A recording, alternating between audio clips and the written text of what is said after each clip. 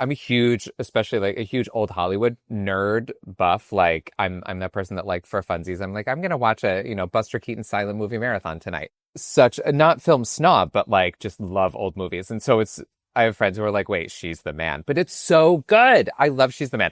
It was like a cornerstone of my college experience. I love that you just equated Buster Keaton and She's the Man Great as comedic old classic performances. movies. I know, right?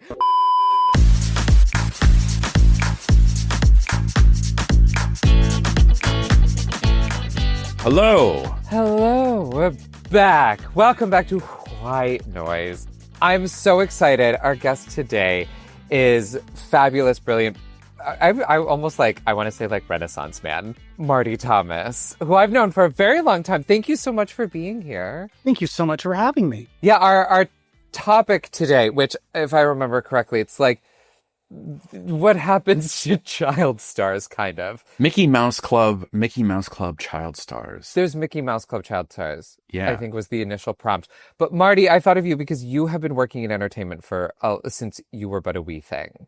And so I thought you would have some interesting insight into this topic. But real quick, and I say Renaissance because I feel like you've done a lot of things on stage, off stage. Like you know so much about this business in general from doing it, attacking it from so many different angles. Yeah, and I haven't been arrested yet. That's shocking to me. You're not alone. My mother agrees. Deep down, do you want to be arrested? I mean, it would be a good story. Oh, 100%. See, there you go. I have no idea how it works out or like what happens on the other end of a large man pinning me down at some point. Maybe I have been arrested. You sure that wasn't role play? It might have just been story hour. I don't know. Oh. So wait, because you're meeting Ryan for the first time, but Marty, do you want to give us a quick rundown of your story? Yeah, I was a child performer. I grew up on a farm in Missouri, but got a real early start touring and traveling as a kid and came to New York where I live now when I was 10 to work on Broadway and done a lot of Broadway musicals since. I've toured a lot, done a lot of work as a background singer in country music, gospel music, pop music, was a recording artist for a while, had some Grammy nominations for a dance album I released. I was on a TV show when I was a kid with Britney Spears called Star Search. Just Star Search. Yeah. I mean, it depends on how old you are, whether Star Search packs a punch or not. Because anybody born after a certain year is like, excuse me, what? And if you were a kid of the 80s or 90s, you're like, Star Search? Duh. It's like staple. Elder millennial. I'm like, yeah, I've looked forward to it. Yeah, they're rebooting it. They're doing a remake of the show. Who was the original host? Well, I can't think of his name. I can see his face. Ed McMahon, yeah. And then they rebooted it really unsuccessful with Arsenio Hall. That's right. I remember that. And now I don't know who's going to be the new host, but Netflix is rebooting it next year. And so now, anyway, I have transitioned mostly into concert work. I work on a cruise ship about once a month as a headliner, and I do backup vocals and travel and do PACs and hustle, hustle, hustle. When you do the cruise ship thing, do you do the ones that exit, that port in Manhattan? Very rarely. Now, I've only in my entire life, and I've done cruise ships for 25 years, I've only ported in Manhattan proper one time in 2001. It was right after 9/11. We did an Atlantis cruise out of Manhattan. And I live 2 blocks from the pier, but these ships fly me to Barcelona or New Zealand to get on a ship and sail somewhere. And every day I look out my window and I can see the cruise ships port in the harbor. And the companies all talk about how little money they have and how they're struggling, but they'll fly me to the ends of the earth to get on a ship when that same ship pulls right up to my doorstep. Yeah. I could walk to the pier. I mean, I don't know. That sounds kind of nice that you get paid to sing and go to beautiful places. It's wonderful and it's hard to complain about such a thing, but you know how it is when you're really busy and when you're traveling all the time, it's no longer joyful. It's never ending packing and it's never ending stress on your knees and your back. And so I hate complaining because some people go to a desk every day, all day, constantly, and that would kill me dead. So I'm grateful, but there's definitely a con to the pro. Another reason I thought of you too. So I met Marty when I was a little kid, when you were working with a family friend of mine, this woman, Terry Sire, who is a dancer and choreographer. And I did my first show, I want to say when I was like 6, and then 7, like in Syracuse, doing like upstate New York, like regional theater. And then I went down to New York and met Terry, and she was like, you know, in with the Broadway community and took me to shows. And I remember I would go down and stay with her, and they would do these big gigs where you guys performed at all different kinds of events and stuff like that. And I got to go with Terry to rehearsal. And I just remember also, you were not that much older than me too. You were by far like the youngest person in that room. But like, I just remember looking at all of you guys and being like, one day I'm going to be like them. And it was such a formative thing in my childhood, was going to those rehearsals and watching you guys perform, knowing that like you had been on Broadway. And I just thought you were like the coolest person I think I'd ever met. And I was like, and your voice is insane. And I was like, one day I'll be like him. And I've never been able to sing like you, but that dream didn't come true. But I still think you're a really fucking cool person. I look at yours, I'm just like, everybody from back then, we talk about what you've accomplished, and we're all so overwhelmed and impressed with you. I had a little TikTok moment, but when I was growing up, I was just like, you guys were it for me. You were just like the coolest people. I felt cool by like association, and I would go home and I would tell my friends about it. I'm like, I got to hang out with these people. Yeah, they've been on Broadway, and they're like really amazing singers, and they're like incredible dancers. Like, it was just the coolest thing ever for me. And also, you were in Wicked for a long time, and that was like the show. It was the show for a while. I guess it still is. It's wild because I was in the show I was on Broadway in the original cast, that like I always sing from the show in my concerts for obvious reasons. And, I've done that for 20 years, but it's been the last year that music from Wicked has a completely different response, because I sing on mainstream cruise lines and in foreign countries and places where it's not just an insular New York theater crowd. So people always know the name Wicked, but they don't necessarily know the music. Now, no matter where I go on the planet, everyone in the room, when you say I'm going to sing a song from Wicked, it's this audible, like, gay gasp from old straight women. And then everybody knows the lyrics and they're singing along, and you look out over the audience. And, on cruise ships, I have all the technical elements of the production shows. So I always like rise out of the stage and sort of fly, quotes unquote. But every time it happens, it's like it's never happened before. They've never thought of it. I can't believe this is happening. My life is it's really, but only in the last year since the movie came out. How did you feel about the movie, knowing loved the show? I loved it. Okay. I'm curious to see the second one, how they turn Act 2 into an entire movie, and if this will be like 3 hours long. I hope it's 3 hours long, because the first movie, I don't know if you agree, it didn't feel like 3 hours. No, not at all. Am I a bad There was person enough 'cause I haven't there, seen and that it? was a concern. Oh, you didn't see it? I haven't seen it. I've seen the show. No, the movie is great. I was pleasantly surprised, because I was like, how are they going to stretch Act 1 out into a full movie? And they did. I guess it's probably a completely unpopular opinion, but the only character that really threw me was Morrible. Yeah, same. I still think she's great. I still like her in it, but of the choices, that was the only one that I was like, I just, I'm a little too close. The call's coming from inside the house. And I got to watch Carol Shelley create that character. And I did that. I got to do that with Carol Kane and Rue McClanahan and Shirley Ralph and some just iconic actresses that the backstory that Carol put into that character was so genius. And I didn't see any of those choices happening. I just saw it fairly one-dimensional. Well, so beautifully done. Like, obviously, she's one of the most amazing actresses of our time. I just am a little too close to the subject. And that was the one character that just really didn't do it for me.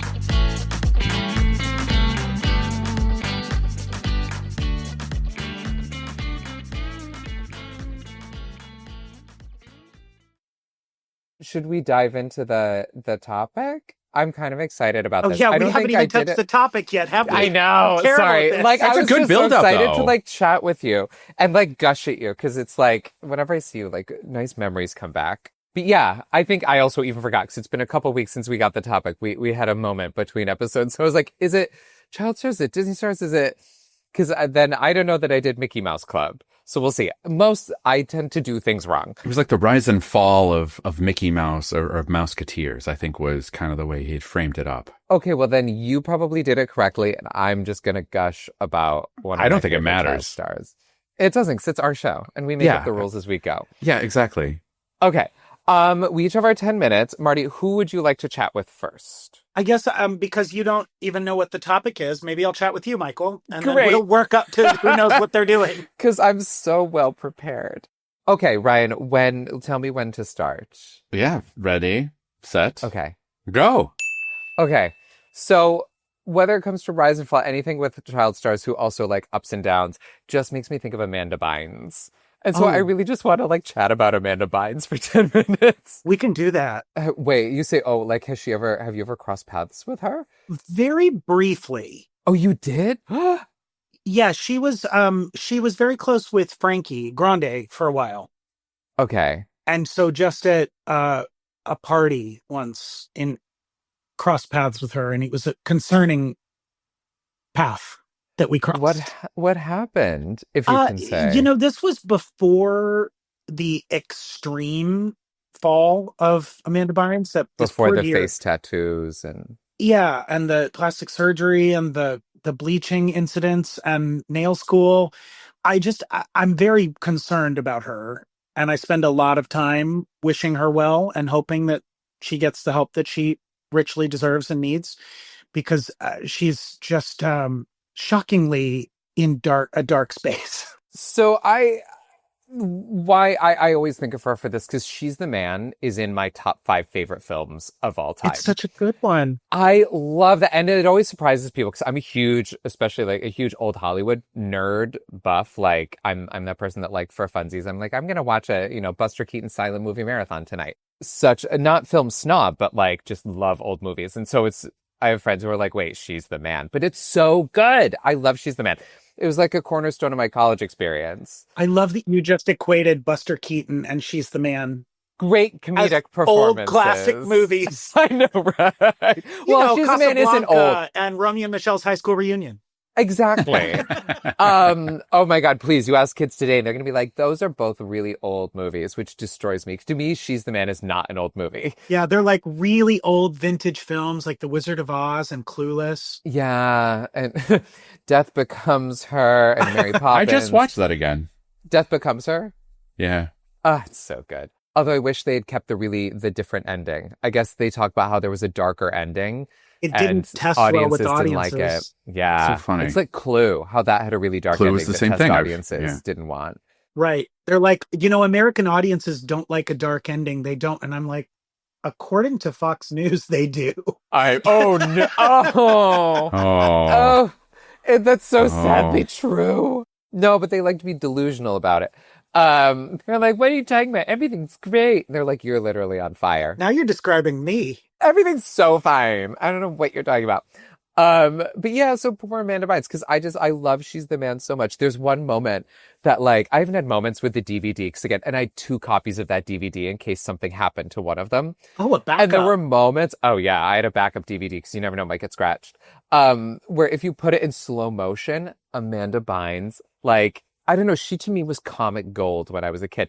Like, there's a whole sequence where she's walking down the hallway in the boys' school after she's become, Sebastian, and she's in her terrible, like, Dear Evan Hansen wig, and she's walking down a hall, and all the boys, of course, are the worst, so they're, like, throwing things, and there's, like, food and paper and things flying. When you put it in, and she's reacting to just everything brilliantly. When you put it in slow motion, she's doing reactions to things that aren't happening. I think they were, like, they threw things, but she had already planned how she was going to do it, like sort of Lucille Ball style, where she had choreographed her faces. So what she's reacting to is not matching with what's happening, which almost makes it funnier. And then there's another one where she's like she's the girl again, and she's eating chicken, but now she's been around boys so much that she's like, rah, rah, rah, and she's at a debutante thing. And when the woman leans over and she's like, I'm sorry, dear, eat like you have a secret. And she's like, and she, like, if you put that in slow motion, Amanda Bynes eating chicken like she has a secret is one of the funniest things you will ever see in your life. That's now my weekend plan is slow motion. She's the man. It's that she has a big drumstick and she's like, she's like Gollum. Like, it is so funny. And early days Channing Tatum, like when he was such a stud and none of us knew who he was yet. He's just like this hot soccer twink. You know what I just watched in slow motion, speaking of Channing Tatum, was him in that movie. I think it was called The End of the World. It was like a comedy about the world ending, and he was playing like a gimp on a leash in a jockstrap, Oh. like squatting with his ass in the air. I feel like I need to go watch this now. I can't believe I haven't seen this movie. I feel like all of our missions are very clear for the weekend. Yeah. Is it the end of the world? Gosh, the lead actor, he just won a bunch of awards for his show, The Studio. Oh, Seth Rogen. Yes, and like all the Okay. funniest actors ever. Rihanna was in it. Like there was a big house party where LA started to sink into hell. And Rihanna's house sank into the pits of hell. I can't wait. So my mom listens to this and I can't wait for that conversation. She's like, Michael, I watched the movie with Channing Tatum in a jockstrap. And you're like, which one? And I'm like, please, take your pick, Liz. It's funny you say that about bring up Rihanna, because I didn't know Rihanna and Amanda Bynes like had a very public fight at one point. They did? So poor Amanda Bynes. So I didn't really track her like downfall that much. I just loved that movie and I loved her as a kid. And then it was like all of a sudden she got arrested and then she was just all over the tabloids. I think it was around the same time that Lindsay Lohan also was kind of going through it. Do you know why she got arrested? Oh, well, initially her first one was for a DUI, right? Multiple. She's had a lot of those, but the biggest Yeah. setback was a small fire in a stranger's driveway. Well, that was a later one. That Small was fire? we'll get to that. She set the person's driveway on fire. She had lighter Yep. fluid. And she was high on something and it was a neighbor. And she, for reasons known only to her, she poured lighter fluid all over their driveway and set it on fire. And then actually the reason she ended up getting arrested later was she had her dog with her and she got lighter fluid on her dog. Oh, And God. she, thank God, didn't set the dog on fire, but she got lighter fluid on Really the dog. don't listen. Yeah, no, cover your dog ears. And so she went to a gas station or like a bodega type store, like a deli nearby, and just walked to the back because she needed a sink to clean the dog off. And she didn't care. And so those people ended up calling the cops because a crazy woman just walked into their back staff area and started washing her dog in their sink. And she walked back with the entitlement of I'm Amanda. I can just go fucking here. Bynes. Okay. Yeah. And this was fairly recent. This was like within the last 10 years. Like this was not. Now I want a T-shirt that says Amanda fucking Bynes. Like I feel like I know, that. right? That's a moment. Poor Amanda Bynes, she didn't start out as a partier. It almost feels like a little Julie Garland-ish. So she was apparently when she was a kid, she was a really good worker. She was not a partier. She openly said she wasn't into the party scene. She was very focused on her career. And then what did it for her was she was addicted to Adderall. And because she ended up with really and marijuana, she started smoking pot. And then her thing was she apparently had a really horrible body image. And I think this plays into a thing that a lot of, especially like young girls, when their child stars get into, where she thought she was too fat and she wanted to lose weight and she was struggling with her energy levels because I think she had really bad anxiety and a really horrible self-image. So she started smoking pot, claimed she didn't, but she needed to balance it. So she got into Adderall and she was just like very hooked on Adderall. And that was sort of the beginning of the end with her drug use. She was in a conservatorship. Yeah. Eventually, well, that's when she was spending, so her last movie was Easy A, right? And I guess after the premiere, like Easy A was such a big hit. And she hated it because she hated the way she looked on screen. And she was apparently like upset that it was such a big hit because so many people were seeing her looking like that. Easy A was post Hairspray? Yeah, that was her last movie. Oh, okay. And she had some stuff like in between Hairspray and that where she was supposed to do a movie and then she kind of got fired, pushed out of a movie because her behavior and her depression. So like Easy A, I guess, like did it where she couldn't stand to see herself on screen. So that's where she was like, I'm retiring, I'm not acting anymore. And she was young. I think she was like 24. And then that's when she got really into drug use. And they said she was reportedly spending upwards of $100,000 a month on like drugs and partying. One hotel in New York kicked her out. Oh no, we didn't even get to the good stuff. What's the good stuff? I gotta hear. I want to hear it. I think that's when the conservatorship, at one point she took a cab. This is a wild Amanda Bynes story. She took a cab from New York to LA because she went to fly and the airline wouldn't let her on because they wouldn't take a Google search as a form of identification. That's awesome. Because she didn't have ID and she was pissed because she just Googled herself and they were like, we can't take that as a legal form of ID. So she went out, got in a cab and took the cab from New York to LA and paid for it. And that's when they were like, you can't be in charge of your money anymore. You're spending a cab, a yellow cab. From New York to LA. From New York. I wonder what that LA. fare was. Also, that should be a movie in and of itself. I feel like we need some kind of graph today, one that lays out exactly what $100,000 worth of drugs looks like, and of different varieties, and we need to know what the fare from New York to LA in a New York yellow cab would be. I think they said it was like $9,000. I would think it would be more. And that was after she was kicked out of a hotel. She had to go. She had been in a hotel and they kicked her out for damages. And then, of course, because she's famous, the hotel shared footage of what she did to the hotel. And it was just like a wreck. Yeah, poor Amanda. And then, I guess long story short, and then after that, she was in and out of rehab. She put herself in fashion school and stayed sober for 4 years. But then she came out of fashion school and it's like she had nothing to do. So she fell back into drugs. And that's when she set the person's driveway on fire. And then she was forced into rehab again. And that's when she self-tattooed her face. But recently, though, I do follow her on Instagram and socials. She's been on and off socials, but apparently now she's an artist. And she recently had a gallery opening.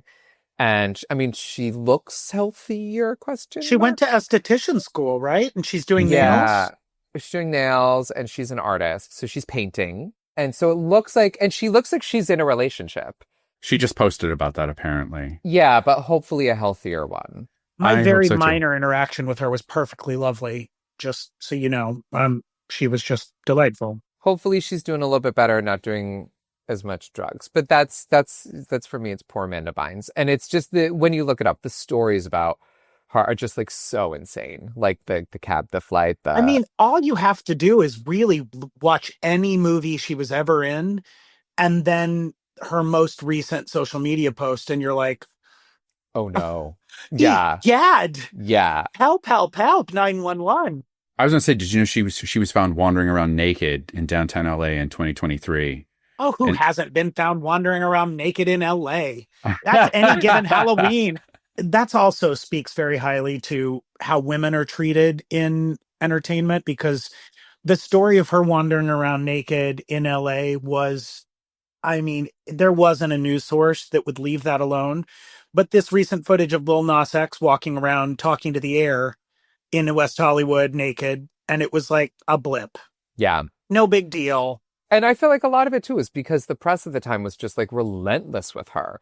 And like her mugshots were everywhere. And it's like, I think part of that is because, they're much harder on women, especially she was so wholesome. And so to have like this sort of sweet girl who was like, I don't party, I don't drink, to all of a sudden have this major downfall. And it was so physical, like physically she changed so much. I think that's a thing with women in entertainment, women period, but women in entertainment, but especially in that window of time. I have a unique perspective on it because I just was sort of like around the edges of that world of seeing all my friends' careers blow up and seeing friends that were just like, my buddies and my sleepover friends become international freaking icons.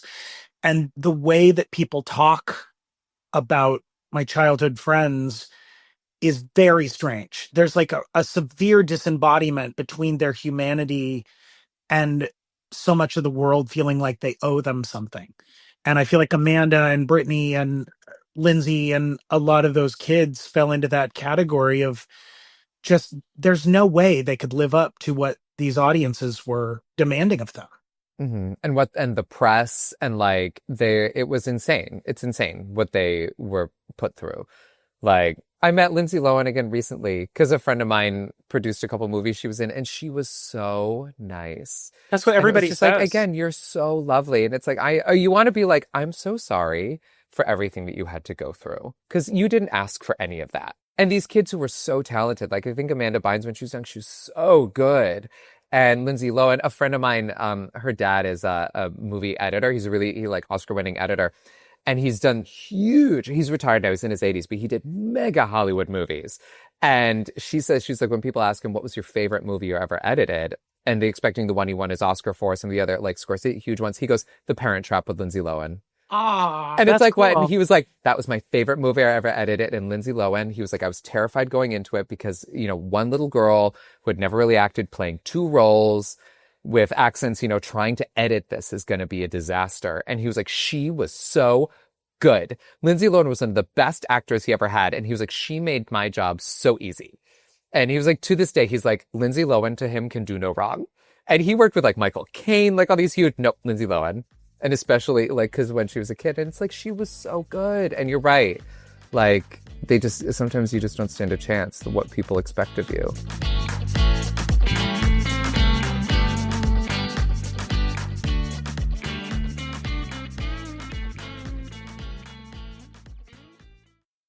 All right, Ryan, are you ready? Yeah, I think so. By the way, just the nerd that I am, thinking about what does $100,000, how many pills does $100,000 buy?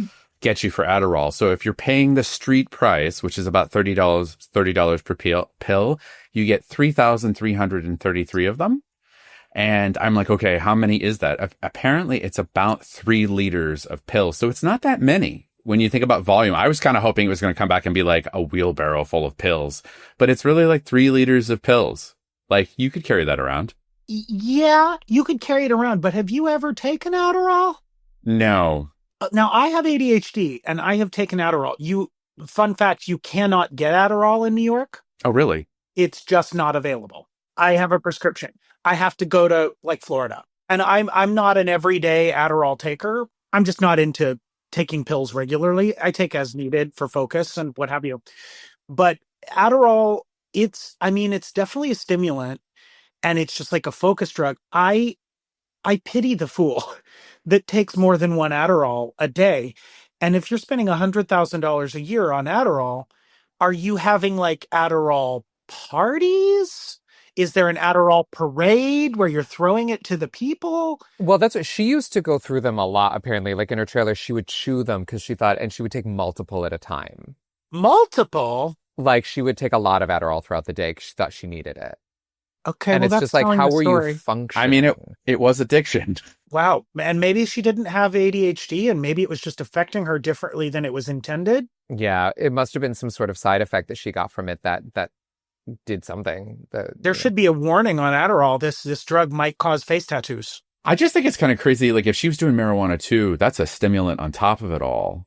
So like you're just compounding stimulation at that point. And it's no wonder like she burnt somebody's driveway. Can you just imagine? Like you're just like, I'm gonna fucking burn this driveway. Well, and that was years later. Like who knows what drugs she was into at that point. I feel like that was just sort of the gateway into everything else. Honestly, you had me at compounding stimulation. Yeah. I think we're talking about different things. Where am I? Yeah. Okay, Ryan, are you ready? Yeah, I'm ready. And you are off. So I went back to my kind of roots. Marty, I know that you guys really bonded on the Amanda Bynes thing, but just remember when you're judging this, I actually followed the prompt. So, that's true. So I started I don't know that I had like any sort of deep connection to like Mouseketeers and the kind of rise and fall in any of them. I mean, obviously like we know about Brittany, we know about Justin, etc. But like, so I went in and I'm like, all right, let's get a little bit of history on how the whole like Mouseketeers started, how this whole industry started that created this kind of paradigm. And how we got to where we are today and kind of how it's evolved. So that's how I ended up kind of like looking at it, and with a focus on a couple of key people who have been both successful and fallen through the years.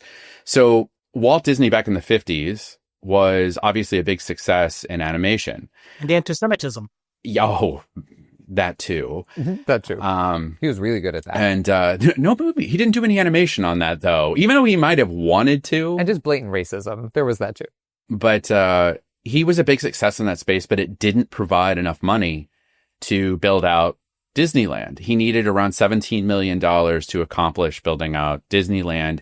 And basically all the bankers at the time kind of laughed him off. Like, this is a stupid idea.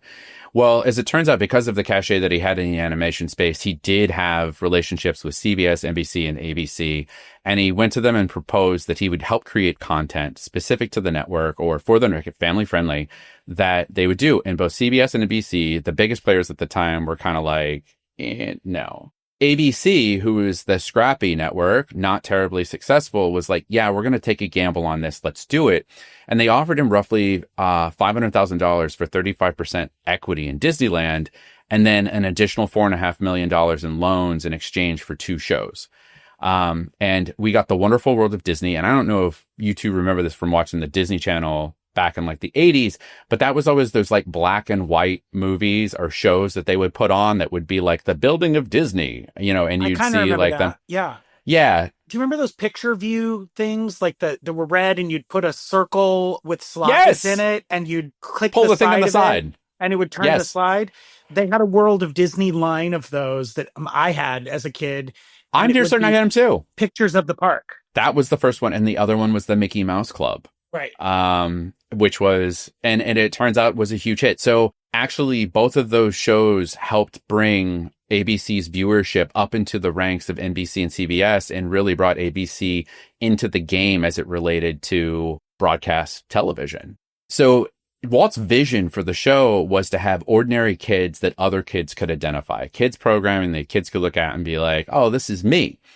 Do you guys know who the original sweetheart was that really kind of set the tone for what this looked like? Annette Funicello. Exactly right. Wait, what? How did you know that? I thought you just made that name up. No, I was a child actor. We all know each other. It's like you grow up emulating the child actors that came before you. And there's a lot to that as well, of like child actor school from the 80s, that everything we've talked about how you're just taught to repress feelings and emotions and any sort of humanity because everything has to be fake in Disney. And that's why I feel like so many of my peers went absolutely bananas. Are you suggesting that endless happiness and portraying nothing but a positive thing isn't reality? I don't know what you're talking about. $100,000 worth of drugs. Do you know how he found Annette? Facebook? Actually, they just passed around a book of women at that time and you picked one. Now that wouldn't surprise me. Oh, that wouldn't surprise me. No. So actually, this is so creepy. He discovered her at a ballet recital that he attended with his 2 daughters. He saw her on stage, thought that she kind of embraced the overall kind of like wholesome personality and like visuals that he thought were needed. So he approached her parents and made the offer to bring her onto the stage. Turns out that was his favorite Mouseketeer, which is a little creepy. He was very, very protective of her, and she by far had the most time on the Mickey Mouse Club and by far had the biggest kind of overall following. But it seems like Walt kind of had a hand in crafting that narrative because he wanted her as the face of the show. I was going to say, alternatively, the other way that you can look at this in that time was a little bit of transcending away from misogyny and you could see it as misogynistic, but at the same time, it was elevating a woman into a very particular view and light and making her famous. And I actually think maybe that's a good thing, especially in the 50s. She ultimately broke away a little bit. And I think it's just a little bit in the Beach Party movies. I don't know if you guys remember the Beach Party movies. Yeah, what was her the other Mickey Mouse Clubber who they sort of like, I guess, manufactured as her boyfriend, who did all the beach movies with her? What was his name? I didn't find that. I can find out though. Oh, it's a real easy find because they were in every movie together. It was always Annette and blah blah. Annette and I just can't think of his name. Frankie Avalon. Annette and Frankie. And Frankie they would Avalon, do yeah. Like from Grease. Wait, and is the line from Grease in that Sandra Dee song, is this the Annette she's talking about where she's like, would you do that to Annette? Yeah. And she's talking about her, Annette Funicello? Yeah. Oh, wow. I never knew what that line meant. And she was basically like saying, would you treat Annette like a hoe or just me? Oh.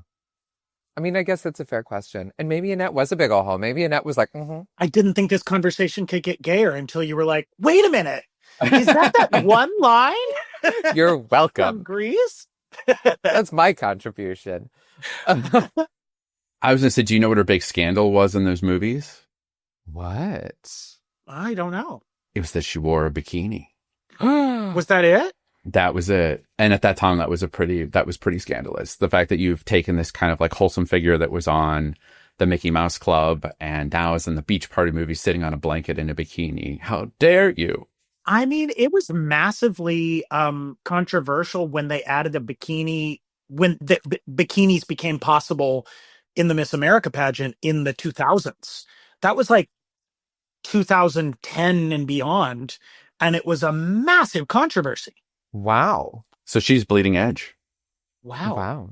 I didn't realize it took that long before they wore bikinis in Miss America. Bleeding edge? Isn't it cutting edge? Bleeding edge. That's terrifying. I guess that means you've cut in just a little bit. Is this a Southern thing? Yeah, probably. Cutting edge, bleeding No, edge. I think this is just a fucked up me thing. How's that? Wow. The hemorrhaging edge. I don't know. The hemorrhaging edge. Where does it stop? It sounds like a gore movie. Yeah.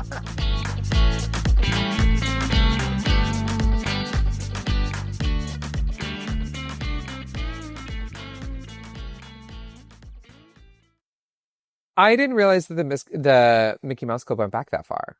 I don't know why in my brain it started in the 80s. I guess I didn't really know like about 50s. it. Didn't you say 50s? That's crazy. Yeah, and it's been revitalized 3 times. The revitalization that was like Justin and That's the only Brittany. one I know about. And then Yeah. there was a later one that was just not successful. Apparently it had a good run, but it just didn't produce the same sort of talent as the 80s, 90s. I mean, that's run. kind of what you got to do. It's like they're redoing, HBO's doing a Harry Potter series, and they're basically like retelling the same stories, but just doing it with newer technology and new actors to appeal to an audience that wasn't obsessed with it because they weren't alive yet. Yeah. And the same theory behind like bringing a Christina Aguilera or a pop star onto The Voice or America's Got Talent to introduce them to the next audience and revitalize their career. I get it. That makes sense. Actually, that's pretty good timing. Since it was like rise and fall, I was going to just kind of set Annette up against kind of Brittany and how the dynamics of everything changed, where you think about Annette being hyper protected by Walt, where Brittany alternatively was hyper sexualized very, very, very fast, which ultimately kind of, well, I think it's fair to say it contributed to her downfall, if not was one of the kind of leading reasons for it. But it's just kind of funny how that whole experience changed as a result of times, as well as what the cultural focus was of the times. I struggle with whether I agree with hypersexualizing a performer being the downfall. Well, I think it creates an unreal constant expectation, in my opinion. But like that, yes, it does. But at the same time, we are performers, and it was never, ever new technology that sex sells. And yes, it can contribute, but I feel like as performers, we have to deal with that kind of thing. I don't know, but she was still a developing adolescent Because she was so young, woman. you think? Yeah, I mean, like we're talking about somebody who doesn't have situations that she didn't understand. Frontal lobes aren't fully closed out yet, and being turned into this thing that people stare at and get off to. I think it's when do frontal lobes close? mid-20s. For women, I think it happens a little bit earlier than men. Sooner, yeah. Yeah, I think they're like early 20s men. It's more like 25. So, I mean, my mom made the mistake once of telling me that. And I was like, well, sorry, if I did something stupid, I'd be like, well, my frontal lobes aren't fully developed. I couldn't anticipate the consequence. I'm so sorry. I literally couldn't. Yeah, no, I don't. Listen, I'm not pro hypersexualization. I just know it's a fact of life. And I guess that's one of the big arguments about pop stars being exploited in their teens rather than, like a Tate McRae popping out when she's in her 20s, 30s, and she has the wherewithal to really can manage it. But we've seen it time and time again where when you hypersexualize a female performer, and then they have that moment where they're not getting the attention for that hypersexualization, the plastic surgery begins, and the desperate search for attention begins. And so I get what you mean. I guess I'm just so pro mental health assistance that I'm like, I don't know if you can blame hypersexualization, because every dance recital you go to, everything dating back forever, like little girls are wearing two-piece tiny little things, and that's a costume. I was gonna say, this reminds me of a conversation I had with a close friend, that we were kind of having like the conversation around the presence of like gays, and like why do gays in the parade have to wear nothing, or is that really needed to rock around in a Speedo or some sort of bullshit like that? And he goes, why does it have to be sexualized like that? And I said, so, but you stare at the little girls in their short shirts, throwing up batons and marching away in nude stockings, though. And I was like, is that not, are you telling me that's sexualization? Do you look at them sexually? And he was like, well, no, that's just performative. And I think this is kind of where you get into an interesting dichotomy around it, which I feel like you're kind of touching on a little bit, like how pervasive this is relative to, anyway, sorry. The pride argument is just deeply rooted homophobia, because 100%. they would never complain about show me your tits for beads at Mardi Gras. They would never complain about Playboy. It's just because, and we date, and you try to give them a history lesson of talking about Harvey Milk and the days of when pride became, the days of Stonewall, when pride was so important, and pride parades they were a protest. They were meant to say, fuck you. We are going to be so in your face that you cannot pretend we don't exist. And the time for pride is now. Because like these people pretending and wanting to tell lies that there are so few of us, unless they're talking about murderers and rapists and terrorists. And then they're like, there's millions of trans people. It's so and they're fucked up. Criminals. Eat a dick. Like, listen, I'm not so pro. I don't love looking at a parade and watching everybody just be naked and sexual. But at the same time, I'm so pro protest, and I'm so pro putting it in people's eyes. If you don't want your kids to see it, I know where you don't have to go. Exactly right. Greenwich fucking Street on Pride Sunday. You can very easily avoid it, but the tourists all come out and they're like, no, we want to completely co-opt this and make this about us.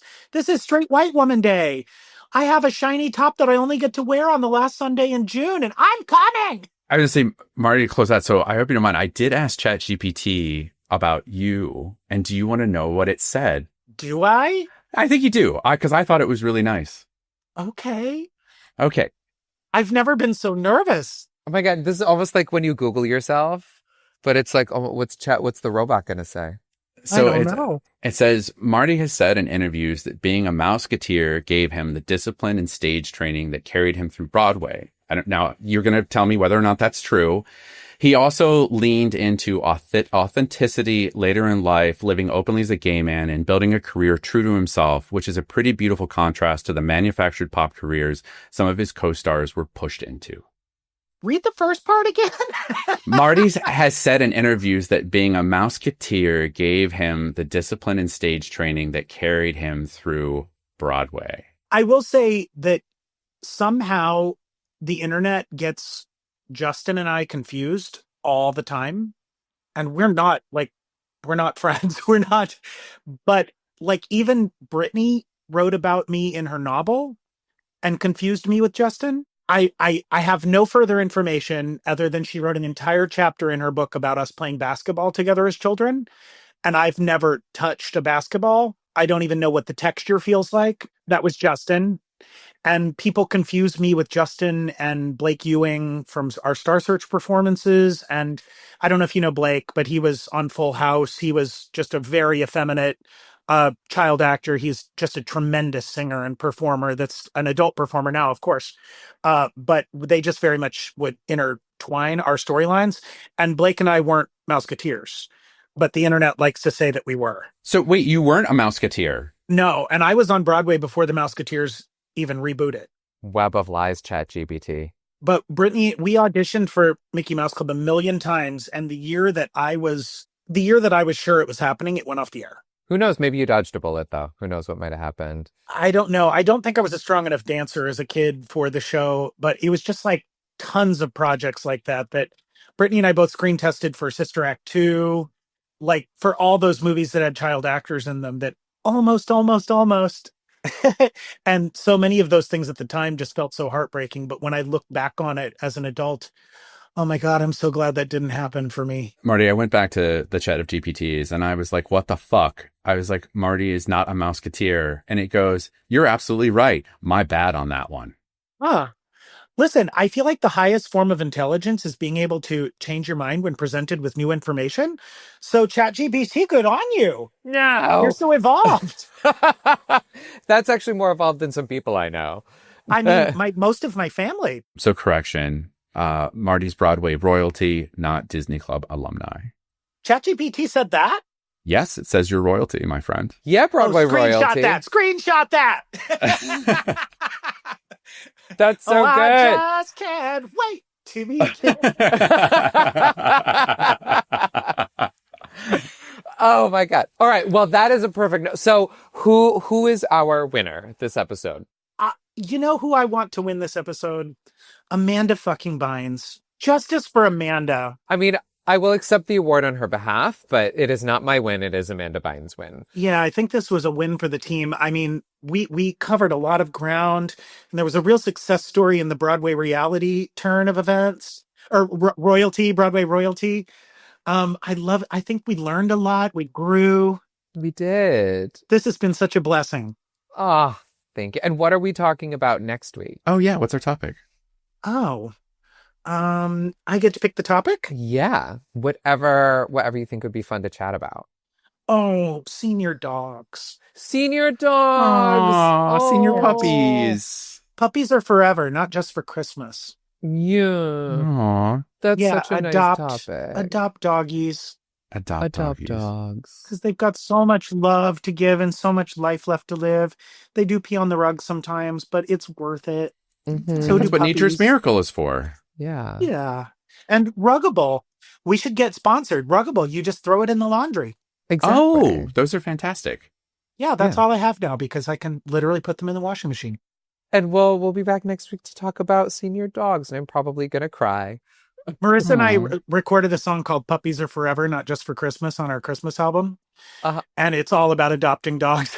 Oh, yeah, wait, really quick, cute. before we go, tell people where to follow you, where to find your albums, where to buy all your stuff. Yeah. It's on all streaming sites. Marty Thomas Loves You is my handle on Instagram and TikTok, and I don't really look at Facebook anymore. But if reach out, DM me if you want to be in my top 8 on MySpace. And my website, Marty Thomas, I have a mailing list for when I tour because I travel a lot. So join my mailing list and maybe I'm coming to your town.